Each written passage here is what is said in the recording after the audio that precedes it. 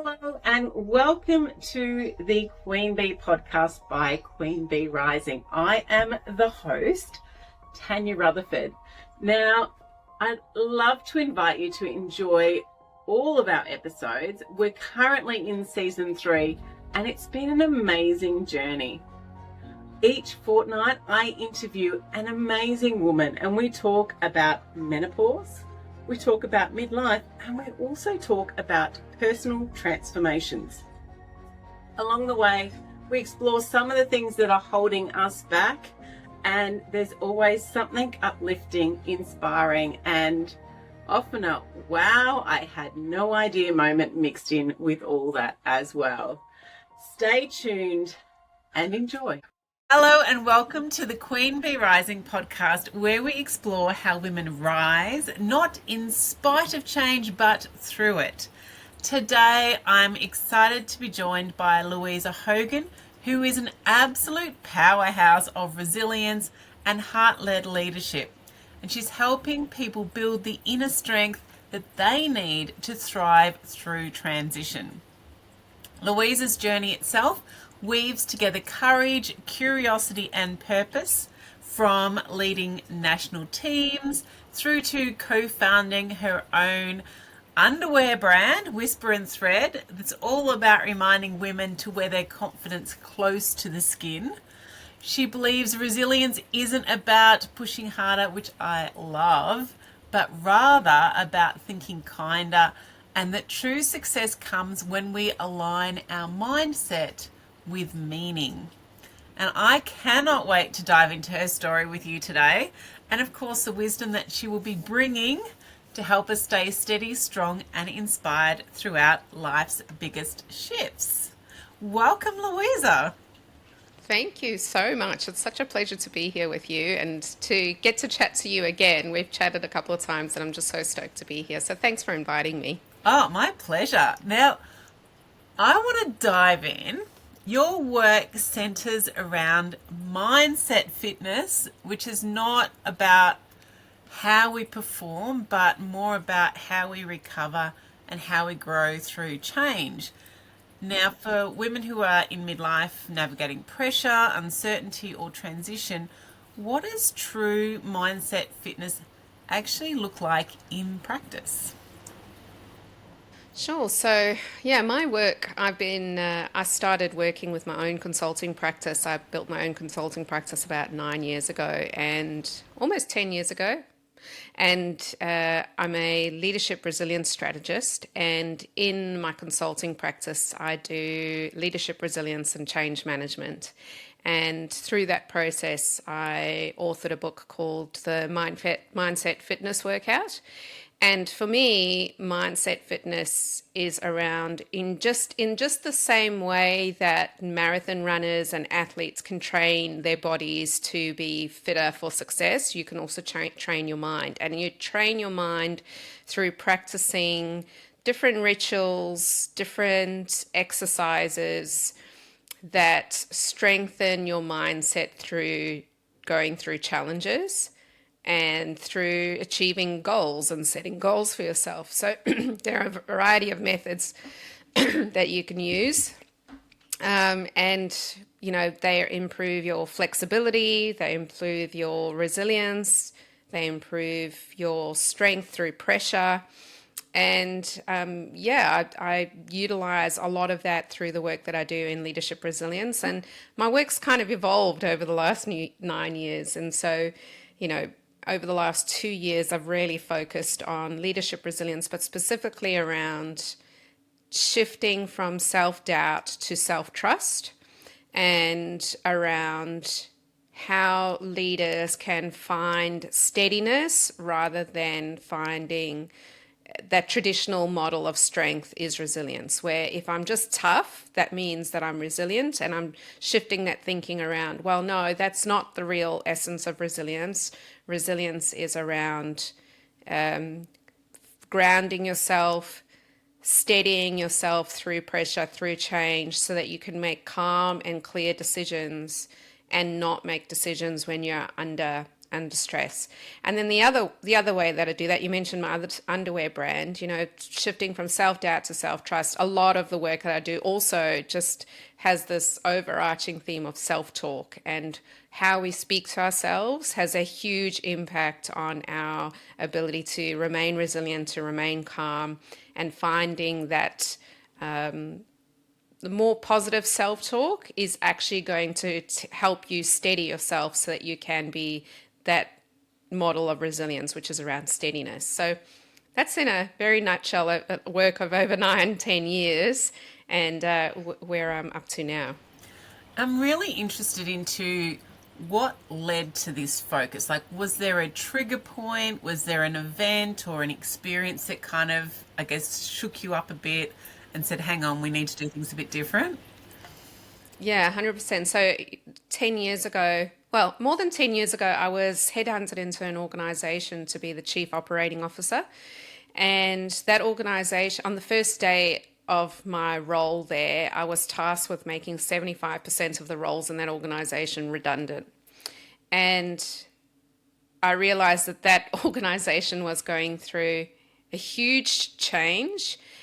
And it was changes to government contracts. There was one main contract. That organization was 25 years old, had one main government contract. They hadn't diversified their income. Changes to that government contracts were happening, and they needed to make change and shift. So I was headhunted into to resolve that. And then not long after that, the CEO resigned, and I inherited the CEO role because they didn't want to recruit another CEO if the organization was failing. So I kind of inherited that CEO role by default. And Wow. And I was tasked with, you've got to save it or it's going to close. And my team was amazing. The team that was left after all of those roles were made redundant, the team that was left were incredibly dedicated team. We worked really hard over a year to shift that organization. We actually achieved a lot. We diversified our income stream. I was on the brink of, we've done it, we've saved it, we're okay, we're in the clear.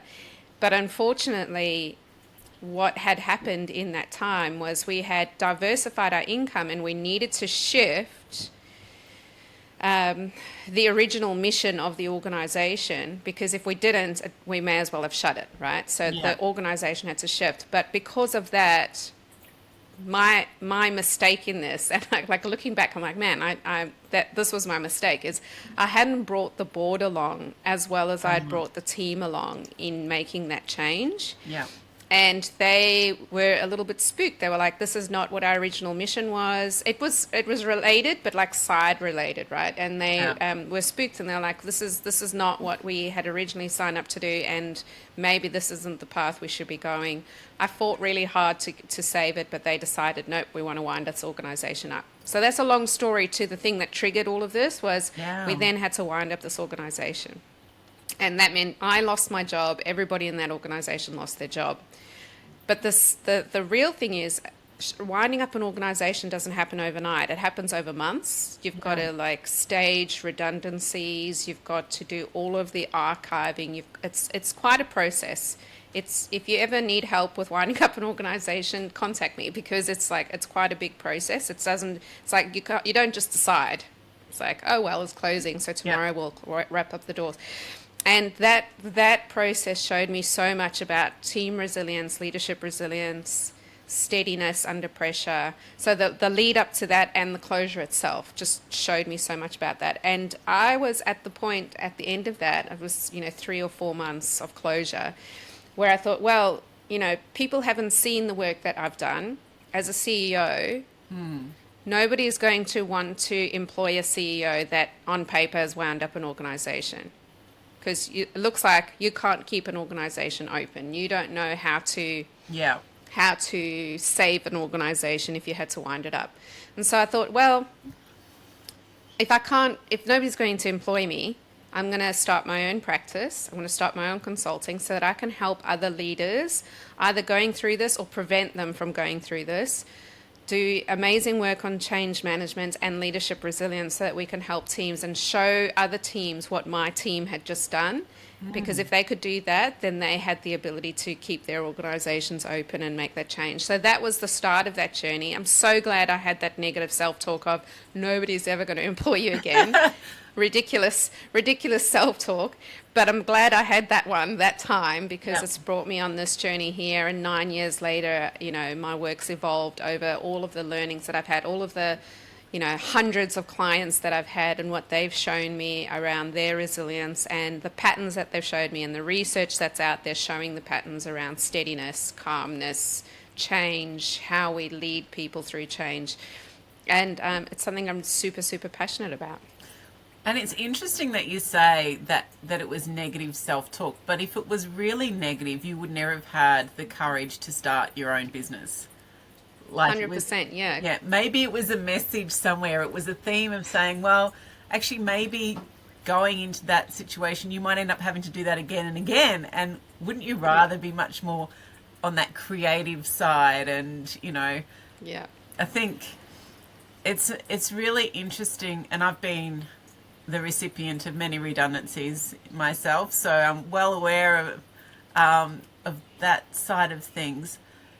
But it is interesting to sort of come from that and see that, okay, well, it's not about me, because we define ourselves by our roles.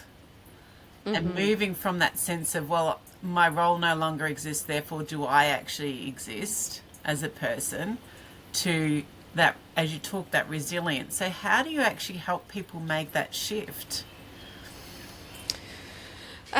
Well, it's interesting, because I think the first part of it all is actually awareness. And so often people aren't even aware of, A, their negative self-talk and how they talk to themselves, and B, the things that they're doing to add stress and strain and decrease resilience. And I talk about resilience as like a river.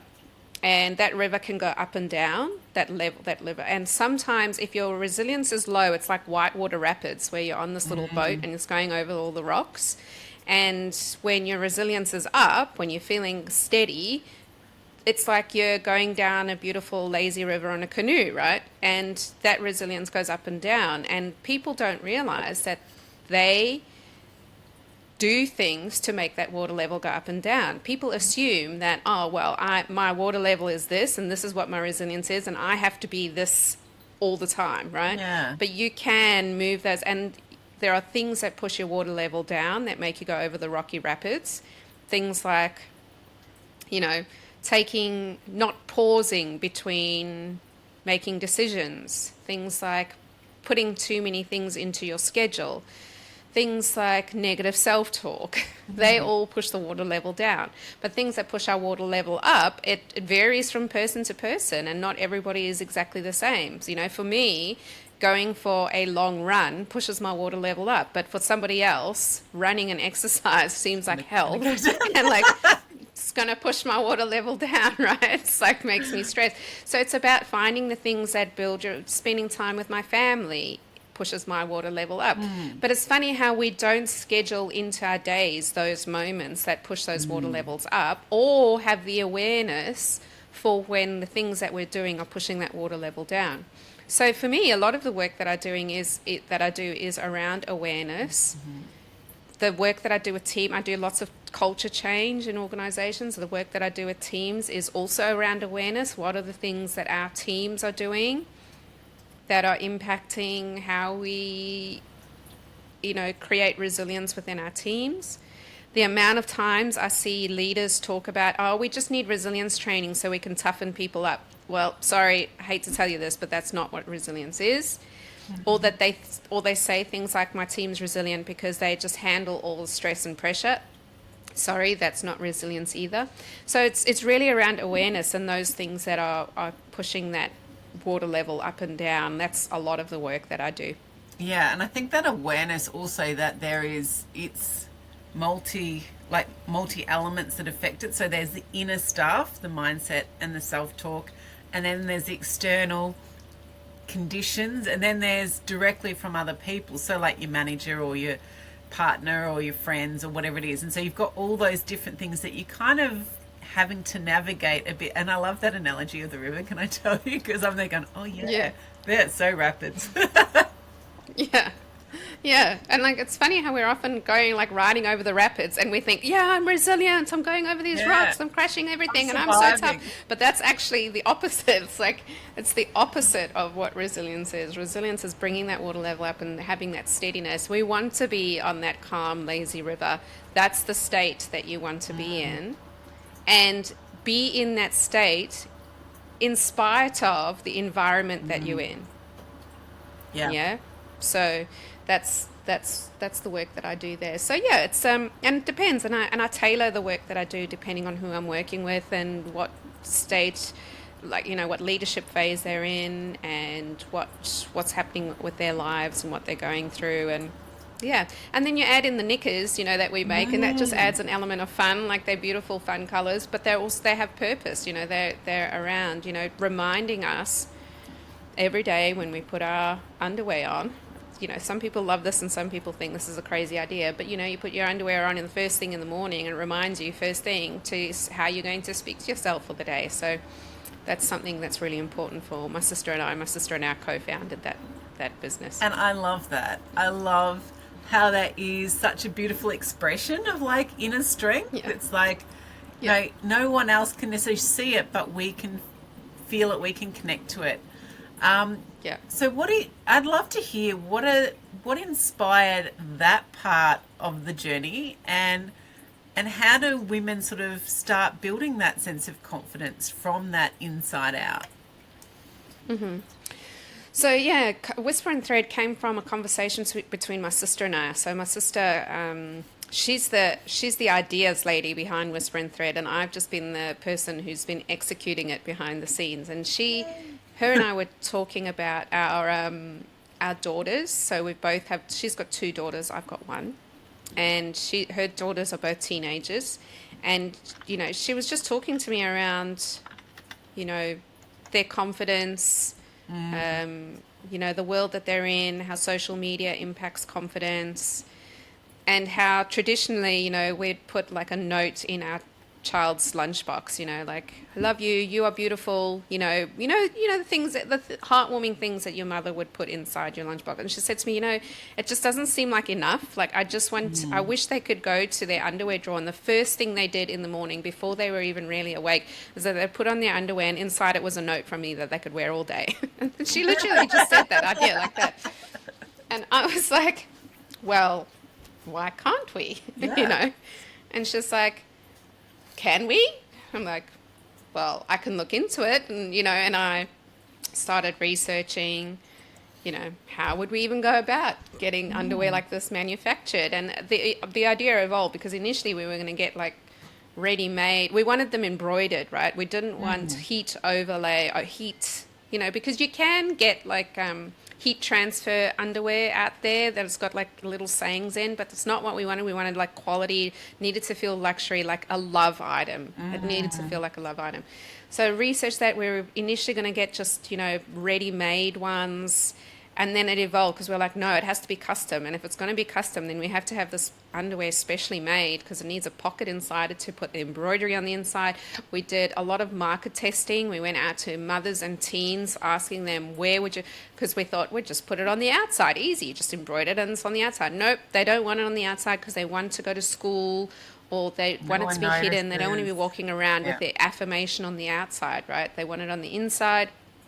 And so we needed to have a specially designed pocket to put that in because otherwise the embroidery backing shows on the inside. So it was a year of designing, testing, market research. It took a full year. And in the meantime, while we're doing that, we just put it out there to friends, family, contacts, like, hey, this is what we're doing. What do you think? And we grew a following from there.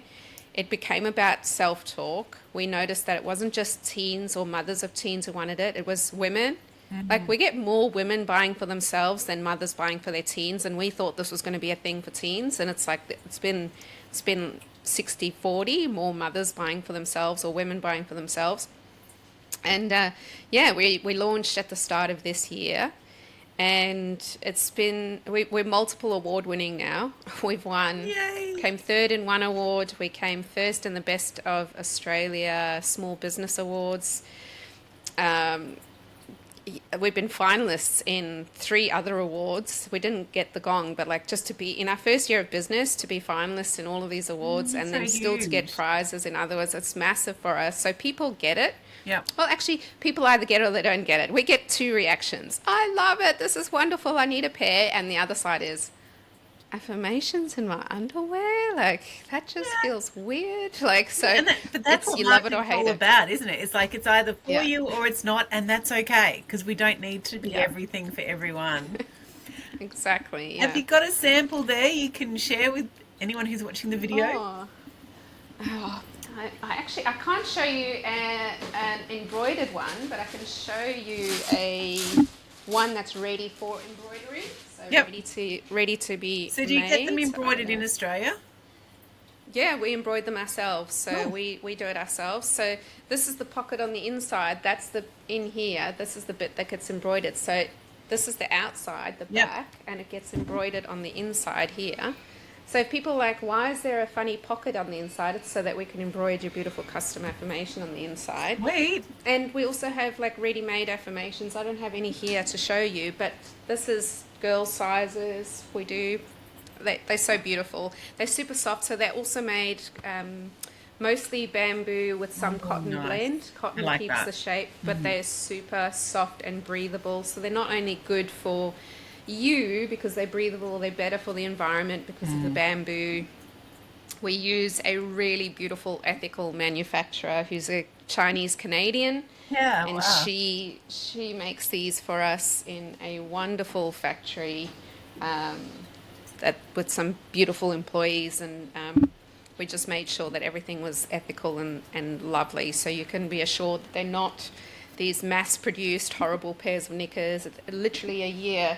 A year. You think, why would it take a year to Make make a pair that? of But it knickers. did. Yeah.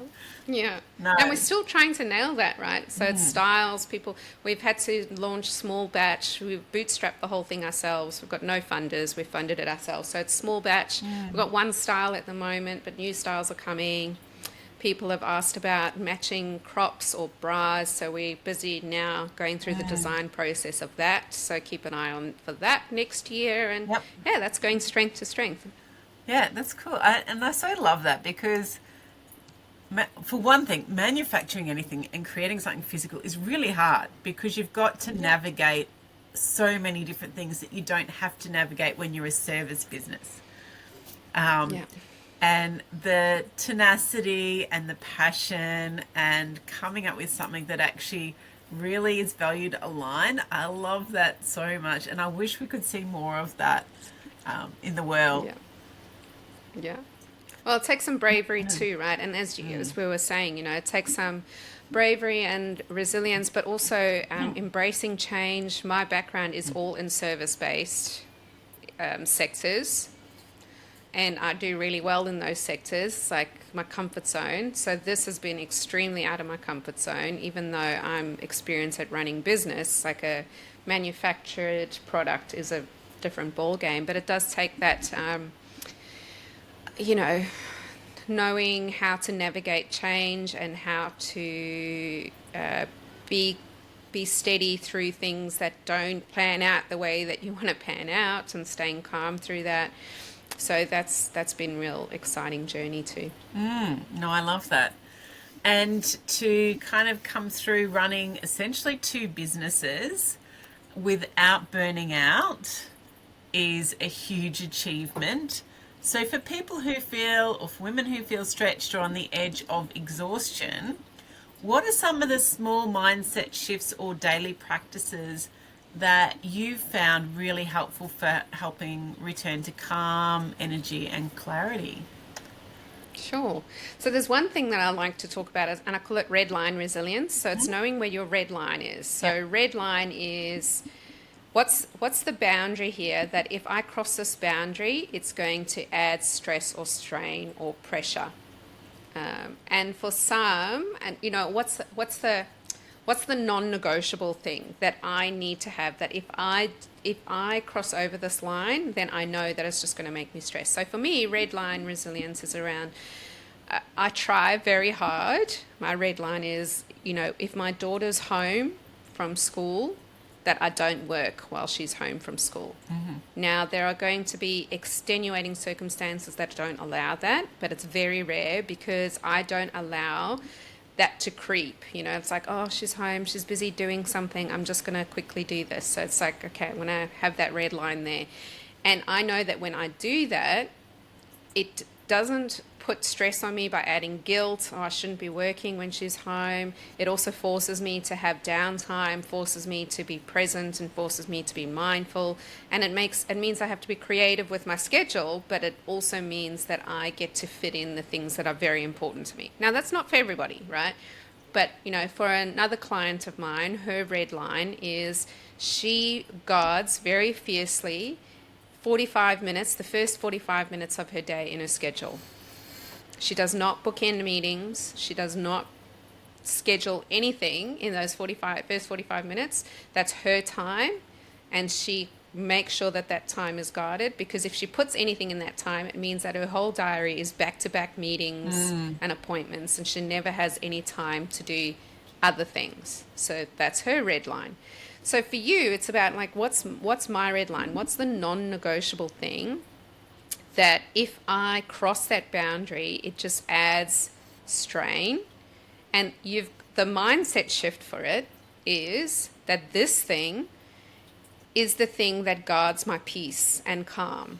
This is the thing that guards my steadiness. It's not the thing, because the mindset that people would have against something like that is, if I do that, I'm not going to have time for everything else. Well, actually, creating that time creates a sense of calmness and steadiness that helps you remain calm and add in more. Actually, you actually end up creating space to do more, because you're not creating chaos and you're making decisions in a way that is smart. Because when you're under pressure and you're under the pump and it's go, go, go, go, go all the time, and then you add in guilt and negative self-talk and all of those things, what happens is you make decisions not from a strategic place, but from a pressured place. And when you do that, it creates chaos. You usually have to fix mistakes. It adds more things into your day, because now you've got to fix stuff because you made a decision not in a calm way. And then it just creates more pressure. So the mindset shift is strategic slowing down. Do less to do more.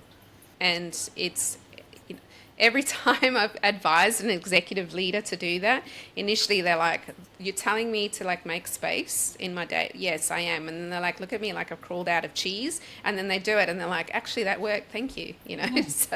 So that's one way. Yeah, and if we go to it logically, like, we actually need to have focused time to get into something deeply. When we've got going from one thing to the next and we're busy, there's lots of things happening, we can't actually process and we can't get things done well. And I know when my girls get home from school, if I'm working, they will be coming and asking me things because they're finally home with mum and they want to have some mum time. And I will get cranky because I'm trying to get work done and it doesn't work. So I'm just like, nah, can't work once the kids are home, because it's counterproductive for everything. And it sure is. Yeah, life's too short. Life's too short.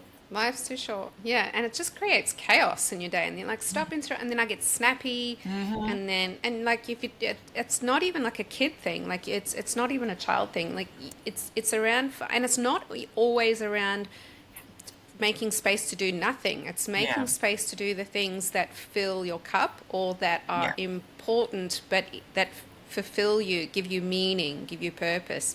And, if you're the kind of leader that's in back-to-back meetings every day, the things that give you purpose are not always going to be the things that you're in meetings about. It's like doing the meaningful work, making connection, all of those things are the things that give you meaning. So making space for that is very important.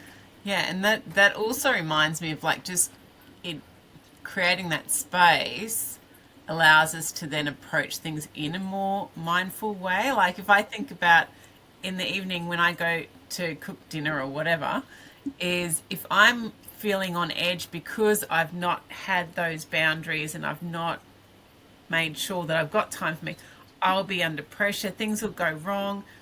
But if I just relax and release it and go, okay, this is the time that I'm creating dinner, I can put music on, everything flows. I'm not very good at following recipes anyway, but that's fine, it will work out. Whereas it's less likely to work out if I'm stressed, because I just start getting all tense, and I'm sure all those tension vibrations go through everything. Yeah. But it is that sense of like coming back to, well, what is the state of mind that I actually want to be in? How do I want to feel within myself? Yeah, and what impact do I want on others around me too? Do you want to be the person who's raising the temperature in the room by being stressed, or do you want to be the person who calms things down? And it's funny we say this, because just this morning I had a super rushed morning on the way to this podcast, and I was raising the temperature in the house. I was like getting frustrated because I was, getting wholesale stuff done. And again, like that just shows that this isn't about perfection too. I give all of this advice to people, and you're not going to be perfect with it every day, but I can give myself the grace of, okay, that didn't work out the way I wanted this morning, and this morning was a bit rushed, and, I needed my husband to help me look after my daughter, so because it's school holidays at the moment, so things are, my routine is out, normally I would be not working now. So all of those things, and it creates tension, and you're not going to be perfect all the time, but then I can sit here and berate myself for, oh, I didn't follow my own advice, and I could have done this and I could have done this. And I'm like, nope, this is what I've learned from that. And now I'm going to just give myself grace for that. It didn't work out the way I wanted. And then for the rest of the day, I'll just ground myself and bring myself back to that steady state, so that the rest of the day is not ruined by that. Because that's the other mindset shift, is when you don't get it right, you can have that self-talk for the rest of the day of bashing yourself up and everything's awful, and now I'm in a bad mood. And that's what is the impact of that? It just creates more tension and stress and negative vibration. And then you add more bashing and more pressure, and or you can go, okay, yep, that wasn't quite right, that reminded me this is what I need to do. And for the rest of the day, the calm and steady state is back. Yeah. And that's a big lesson there too for many people. And talking about being calm and steady and not being calm and steady, can you share a bit about your experience with perimenopause? Oh my God. Don't like. So, when I eventually, let me start from the beginning, and then I'll explain to you why I call it the hormone hell. Hormone hell. So, for me, I was actually diagnosed with perimenopause at the age of 32. I'm 44 now. And at 32, I was told that I was perimenopausal. And I hadn't met my current husband at the time. I didn't have children at the time. And at that time, I was told, look, if you want to have children, you're going to need to start storing some eggs. Because if you don't, you've got a 1% chance to fall pregnant naturally. And it's funny, because at the time I was like, well, I don't even have a husband yet. I don't have a partner who I want to have babies with yet. So I'm not going to go down that path, because by the time I find somebody and want to have babies with and do all of that, I'm going to be too old. All right. So that was the first mindset shift, that mindset thing that I had then. So I didn't do anything about it. And then, maybe a couple of years later, I met my now husband, and we decided, actually, we are going to want to have babies. And I'm like, well, the time is short, because I got this 1% chance. I'm perimenopausal already. But I wasn't quite in hormone hell then. I was just starting to go through it, but it wasn't bad. But then, because we decided we want to have babies, I started going through IVF. So all of the hormones through the IVF process masked my perimenopausal symptoms, because you're getting pumped full of estrogen and progesterone through that time. It's not HRT, but you do regulate your cycle on it, right? So I didn't really have the perimenopause symptoms, but it was 4 or 5 years of IVF that we went through, and none of it successful. But eventually I fell pregnant naturally with my daughter. She's now 4.5 years old, obviously had my daughter. And then you've got all the pregnancy hormones. So, so in all this time, I'm like, perimenopause, the only thing that was mentally aware of perimenopause was the fact that pregnancy was hard, right? But I wasn't experiencing the symptoms. And so, fast forward to after having my daughter, and, I stopped breastfeeding. That's when my cycle started coming back. And that's when the perimenopause symptoms all came back really hard. So that's when perimenopause hormone hell started for me. And how it started for me was actually it came in extreme anxiety. Extreme anxiety. And I'm not an anxious person. I've never had anxiety like that in my life. But it was extreme, like debilitating anxiety, to the point where, I'm a confident person. I was driving to meetings, with clients, and I was having anxiety attacks in the drive to meeting that client because I was more anxious about seeing them. I've never had that. I love meeting clients. I love doing the work that I do. So that was a huge shift for me. And that coupled with the irregular cycles and hot flushes were a big one for me. Interrupted sleep because of hot flushes. Those were probably my main symptoms. And silly, I've kind of fought for a while, because I had the incorrect information around going on HRT and estrogen. Yeah. And so I had this fear of going on HRT and estrogen because of breast cancer and stroke risk, But eventually it got so bad that I was like, you know what? Like, I need to do something here because I can't live like this anymore. I can't have my family live like this anymore. I don't want my daughter experiencing anxiety because her mother's anxious all the time. I don't want my husband living through hormone hell because he has the patience of a saint, has never complained once. But I know that this was really tough on him. So I went and, then I got good information on estrogen, the types of estrogen and which ones are harmful and which ones are not harmful and how to take them. And I tell you what, within 3 weeks of going on HRT, my anxiety lessened, and after 7 weeks, my anxiety disappeared. It's like a weightlifting, isn't it? It's just huge. Oh, it's crazy. It's crazy. And, it's funny because, here's me, 9-10 years of work on resilience and all of that, and strategies for creating calm and strategies. And, when you're experiencing hormone anxiety, all of those strategies are helpful, but it wasn't curing my anxiety. And I knew that I had to do something about that. And especially because it wasn't anxiety that was from mindset or from looking at things differently. It was unexplained, like unexplainable. There's absolutely no reason to be anxious about this thing now, So it has definitely changed my life. And I wish that people started HRT earlier. I wish I had started it earlier. I mean, I couldn't really actually because I was breastfeeding and all of that sort of stuff. But I do think it is very helpful in bringing some stability to your life and energy. My brain fog, weight gain. I gained 10 kilos in 6 months. And I'm a marathon runner. I eat super healthy because I'm very health conscious, and I also eat in a certain way so that I can run marathons. I do that I'm one of those weird marathon runners who do it without carbohydrates. I know it's strange. People are like, what? But I do that. So, I know my health is, spot on. So to gain 10 kilos in 6 months was just wild. Now that's stabilized. Now it's like journey of losing those 10 kilos, which is a whole different thing, but at least I'm not continuing to gain it. So those are all the challenges that I wish I'd been more prepared for in my in perimenopause journey.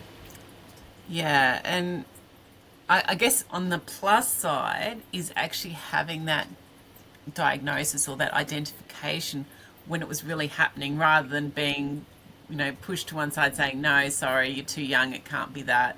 But actually having someone who could see the signs at least gave you some sense of what was going on.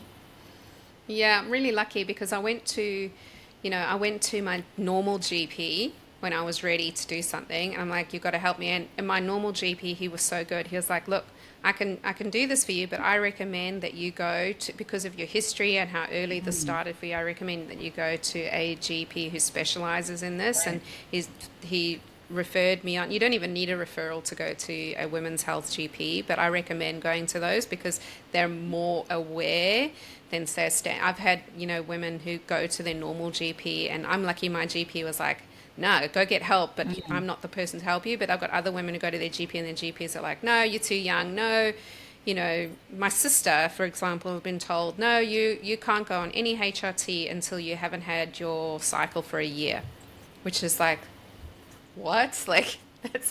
That's not good advice, right? So, so if you're getting advice like that, go to a proper women's health specialist who specializes in perimenopause and menopause and get the right advice, because if you wait till menopause, it's too late. So get onto it early. At 32, I wish they had got me onto something earlier rather than just telling me I needed to save my eggs. I wish they'd told me what was coming or any of that. I wasn't given that advice at all. And which I was also disappointing. think they just didn't know enough then either. So much has shifted in the last few years. But 10 years ago, not. Yeah. 12 years ago, what they didn't know, but now the advice is different, and especially advice on estrogen. I'm still seeing now, after knowing what I know about estrogen, there's estrogen's metabolized differently if you take it in tablet form as opposed to if you have it on a patch. As one's, a tablet's metabolized through your liver, whereas a patch is metabolized like your normal estrogen, goes through your bloodstream. It's a little bit different. So, I still see on Instagram, because obviously the algorithm knows I'm perimenopausal, and, so it shows me all the, advice to menopausal women. And I still see posts like, don't take estrogen, you'll get a stroke, you're going to get breast cancer. Whereas that's the risk is actually on pill form estrogen, contraceptive pill estrogen or those types of estrogens, the risk is higher. But speak to your doctor about it. I'm not a doctor. It's just, from what I've seen and been told to. And so there's still so much misinformation out there. Yeah. For women, So moving on, you've always got an amazing purposeful project in motion. What one is lighting you up the most at the moment? Oh, goodness. So there's so much. I mean, Whisper and Thread continues to be a delight in that, that's going to be evolving. And, we took the product live out to some upmarkets here in Perth, and the response was amazing. We sold out all of our market stock pretty much, which was incredible. So that was really fun. But, my Vermello, which is my consultant practice, I'm busy scaling that business at the moment. So I'm not only, doing the consulting work that I'm doing. I want to focus my work in not so much on consulting projects anymore, because they take up a lot of my time. I do 2-year consulting projects, and they take 2 years to 3 years if I do big projects. And because my daughter is now 4 and I don't want to miss out on her growing up because I'm doing full-time consulting work, I want to shift my focus. I want to still help people, but I'm shifting my focus more onto speaking and events, some workshops. I've always done workshops, but I want live speaking to be more my focus. I'm scaling Vermello. I've taken on 2 associate consultants who will do consulting work. And they aren't employees that they've contracted on. I want to start Vermello as supporting consultants like me who started out on their journey and who are probably a little bit more afraid than I was to jump in and start consulting. And I know the lessons that I learned. I spend far too much time creating a brand and, getting my email sorted, my website sorted, and less time from the beginning just getting contracts sorted. And once that happened, that's when the business really bloomed. So I want associate consultants to come on board. They do the work that they're passionate about, but they use all of my Vermello branding, website, infrastructure, and they just deliver the work, and they do that under the Vermello brand. So that's scaling that way. I've got 2 consultants starting this year, and I can refer consulting work to them. Yeah. And so that's happening. I'm also scaling Vermello, where exploring the opportunity for independent consultants or business owners such as yourself, different business owners out there who have their own established businesses but don't have a team. So you don't have a marketing team, you don't have an accountant, you don't have an EA to help you. And I'm starting something called The Collective, where if you're a member as part of the Vermelho brand, you get access to X amount of hours from a bookkeeper to do all of your bookkeeping, an EA, a virtual assistant, and a social media manager to help you with your business as if they're employees, but they're not. You pay a membership. We organize those freelancers for you, so they're all vetted through us. Yep. But you're able to do the work that you're doing and focus on the things that you're passionate about, because I know that that's work that's that I love doing. So that business is scaling and growing, so that's lighting me up. But the thing that lights me up personally is that speaking and sharing my message with people in big groups, and to do that I'm building my businesses that allows me to do that, right? So, those are the projects I'm currently working on. I love that. And of course, I would be disappointed if you're only doing one thing at a time. So, yeah. But, I do. It's funny. It's like people are like, oh, you talk about like having like pauses in your day and making sure that you put red line resilience in there. And I'm like, I do. It's funny. It's like, can you hear how many things I've got on my plate? But I'm not actually working. You'd think I'd be working 13-hour days. I'm not. I work unusual hours because I when my daughter's home, I don't work.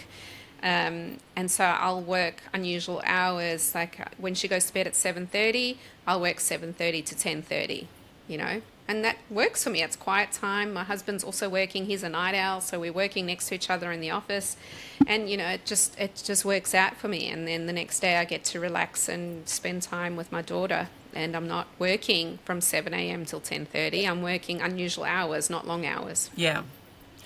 It's that adaptability, isn't it? That's that key part of resilience as well. 100%, 100%. So finally, what's one piece of wisdom that you'd love to leave with other women who are going through change? I think just be kind to yourself. Be kind to yourself internally. Change is hard, but change can also be positive. And if you think about it, like people don't mind changing their old pairs of shoes out for a new pair of shoes. That's also change. And so I say to myself, if I can change things and see it as a positive, that means I can see other changes as positive. Even things that are challenging like perimenopause, even things that are challenging like losing a role and, being made redundant, even things that are challenging like, massive shift to your lifestyle because you have a newborn baby and now your life is completely changed because you have this child in your life. So all of those changes can also be really positive, but you have to be kind to yourself. Be gentle. Use gentle words to yourself because you speak to yourself more than you speak to anybody else in this world.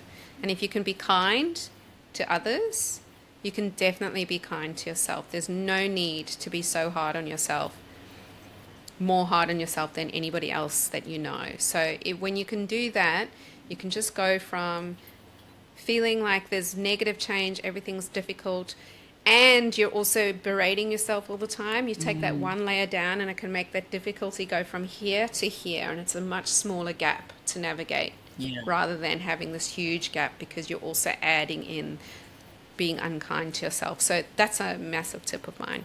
I love that. Thank you so much. And thank you, Luisa, for joining us and thank you spending your time reminding us that resilience isn't just about endurance, but it's about that alignment with who we are.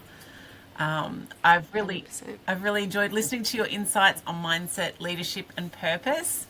And of course, that, thank you. As you just said, we can rise through strength and that kindness as well.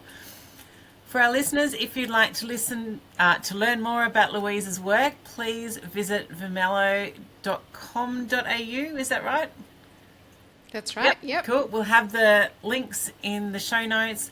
And you can also follow Whisper and Thread and explore how those little everyday reminders of confidence can really change the way that we show up in the world. And of course, if this episode spoke to you, please do share it with another woman who is ready to rise, because when we all work together and support each other, we all will come and rise together. Thank you again, Luisa. Thank you. Lovely to be here. Thanks. Thank you for joining us for the Queen Bee podcast. Now, if you're keen to have more, and why wouldn't you be, definitely check out all our other episodes. I think there's a real win in every single one of them. Now, if you would like some more support, then we have that as well. In our Queen Bee Rising library, we have a lot of resources designed to inform and support you in your peri and menopause journey. We also have some amazing programs that are all about helping you to shift from blah to woo-hoo, or something along that spectrum. Check out the website, and if you've got any questions, then definitely shoot me an email at connect@queenbeerising.com.au, and I look forward to hearing from you.